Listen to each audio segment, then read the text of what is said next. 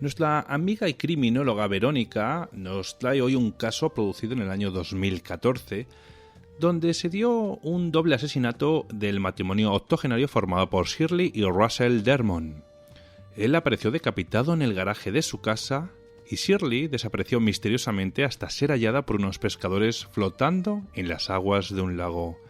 Sin duda es un caso rodeado de incógnitas por falta de evidencias que no permiten sostener ninguna hipótesis plausible. Os dejo con Verónica, que el caso de hoy tiene mucha miga. Muy buenas noches, compañeros, compañeras, oyentes de Misterioso Universo en la Red. Gracias, Víctor. Infinitas gracias por este espacio, el cual voy a aprovechar para rescatar uno de esos casos de crónica negra internacional que aún hoy en día continúa sin resolver. Sin embargo, quiero poneros primero en situación.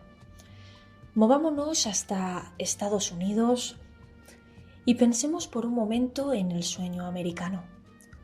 Sus ideales, esos que tratan de garantizar la oportunidad de que la gente prospere, de que el éxito se base en la democracia, en la igualdad.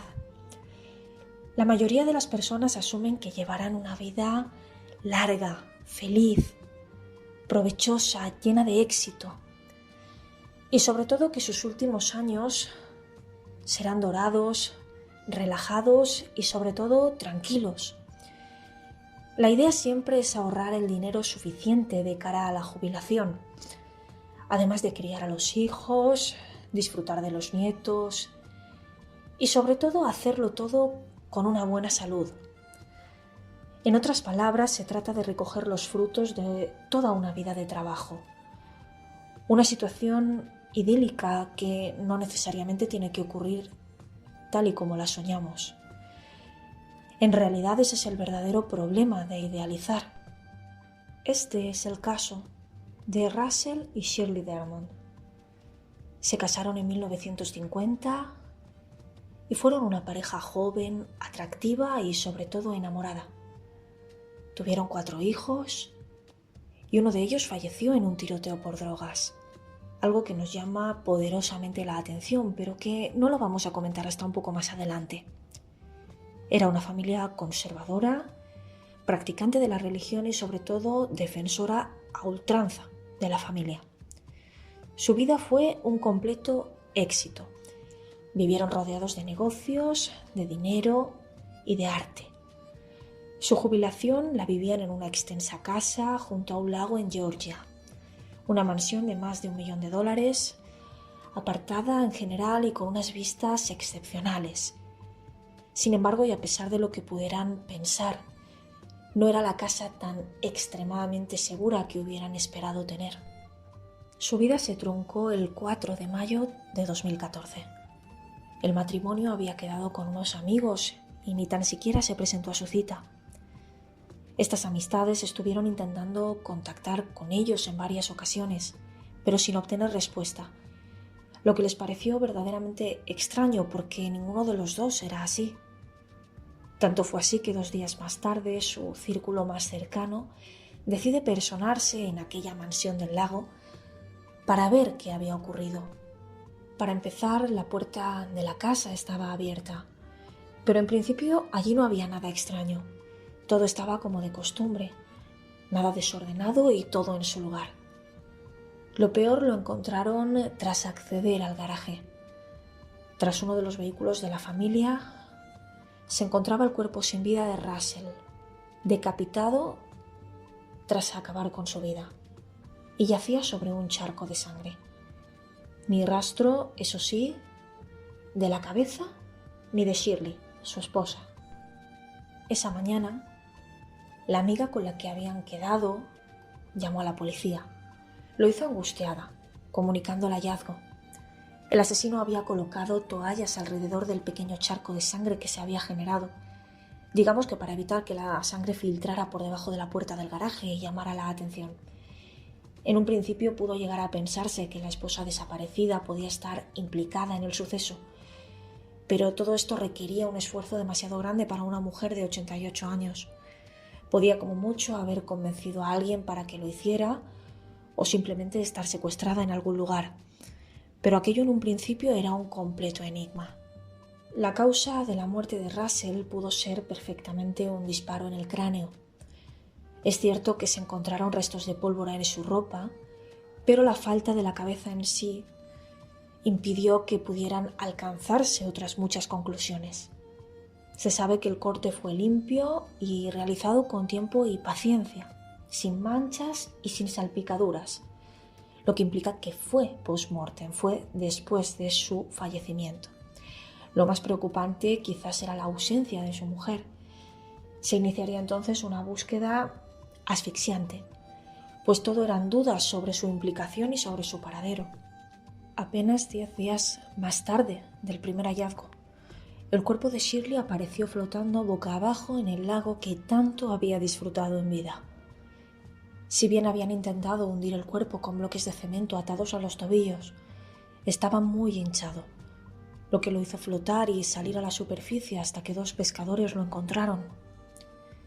Para que nos entendamos un poco, este proceso se llama saponificación y se presenta cuando un cuerpo sin vida es sumergido en agua o se encuentra en un lugar muy húmedo. El cuerpo en sí no se descompone, sino que se produce una reacción química en la que la grasa corporal se convierte en un compuesto diferente, en una especie de jabón o cera. La gran pantalla, las películas y las series han ido poco a poco generando el mito de que si un cuerpo es sumergido en agua, se eliminan las huellas y los vestigios del crimen, lo que es un verdadero error. El cadáver suele quedar reconocible al estar más conservado, pues el proceso de descomposición está interrumpido al entrar en contacto con el agua. Eso sí es cierto, al extraerlo, el proceso de descomposición al que me refiero se acelera. Pero sin embargo permite investigar de manera minuciosa las causas de la muerte o la presencia de sustancias tóxicas en sangre o en el estómago, lo que revelarían información muy importante y valiosa. En este caso pudo observarse que Shirley había muerto de un golpe en la cabeza, para después ser arrojada al lago. Otra muerte cruel, al igual que la de su marido, la cual no se ejecutó en el domicilio. Ni vestigios, ni huellas dactilares, ni sangre limpiada, nada. Tampoco se había producido ningún robo, todo estaba en su lugar. La investigación se desarrolló de una manera frustrante, casi agónica, pues aparentemente el matrimonio no tenía enemigos. Ambos se habían dejado llevar por el sueño americano y ahora todo apuntaba a que disfrutaban de una más que merecida jubilación. Sus hijos fueron sometidos a distintas pruebas, entre ellas el polígrafo, y las superaron todas con sumo éxito. Además también tenían coartadas sólidas, ellos no habían tenido nada que ver, al menos en primera persona. Para colmo, las cámaras de vigilancia de la vivienda, casualmente, se habían averiado en una tormenta eléctrica poco antes, algo que los autores probablemente aprovecharon a su favor. Esto nos lleva a pensar que el matrimonio Dermond podía conocer a sus asesinos, tener una cierta relación de confianza, pues podían saber a ciencia cierta que no iban a ser grabados en ese momento. Tampoco debieron acceder por el acceso a la urbanización, un lugar que solía tener seguridad. Todo apunta a que usaron un bote para llegar a través del lago y así de esta forma no ser detectados. Hay quien ha llegado a especular que se trata de un crimen sin más, cometido por un asesino en serie en busca de emociones fuertes, por un psicópata sin más, pero lo cierto es que esta es la posibilidad más remota de todas las que vamos a comentar. Se trata de un crimen planificado, y esto solo sucede en los casos en los que existe una motivación y la víctima es seleccionada por una razón concreta y nunca al azar. Tan solo con echar un vistazo a la decapitación de Russell o al hallazgo del cuerpo de su mujer con carácter posterior, flotando en el lago, ya nos da información sobre la planificación y el intento de deshacerse de los cuerpos. De hecho, y para colmo, la cabeza nunca llegó a aparecer. Otra posibilidad mucho más viable y totalmente diferente es la relacionada con una cuestión económica. El matrimonio de Ermont tenía una posición económica desahogada y eso era ampliamente conocido por su entorno cercano. Ambos vivían cómodamente, su patrimonio era más que suficiente como para vivir sin problemas, por lo que todo apuntaría a una especie de extorsión o, lo que es lo mismo, un ajuste de cuentas.